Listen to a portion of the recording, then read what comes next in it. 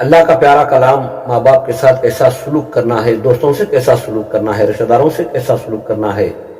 یہ بخوبی بہت بہتر تعلیم اللہ کے کلام میں ہمارے لیے اللہ تعالیٰ نے فرمایا ہے، اور نبی پاک صلی اللہ علیہ وسلم کی سیرت بھی یہ بتاتی ہے کہ ماں باپ کے ساتھ، دوستوں رشتہ داروں کے ساتھ، غلاموں کے ساتھ کیسا سلوک کیا جائے۔ اگر ہم اپنے آگے اللہ کے کلام کو، نبی پاک صلی اللہ علیہ وسلم کی سیرت کو رکھ کر اپنے رشتوں کو پہچانیں گے تو یہ ہمارا رشتوں کو پہچاننا بھی عبادت ہوگا۔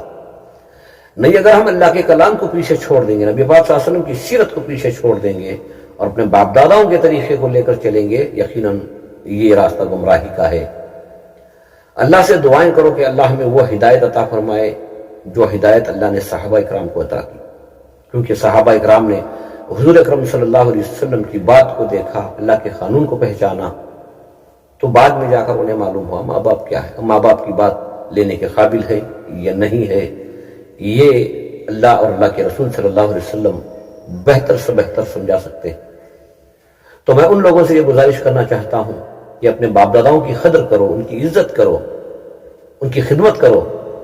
لیکن اللہ کی بندگی جو ہے اس کا حق صحیح ادا کرو، تاکہ ہمارا عبادتوں کو کرنا، جو بھی کرنا ہے، وہ آخرت کے لیے نجات کا ذریعہ بنے، نہ کہ عذاب کا ذریعہ بنے۔ بس دعا کرو اللہ تعالیٰ ہمیں دین کی صحیح سمجھ عطا فرمائے،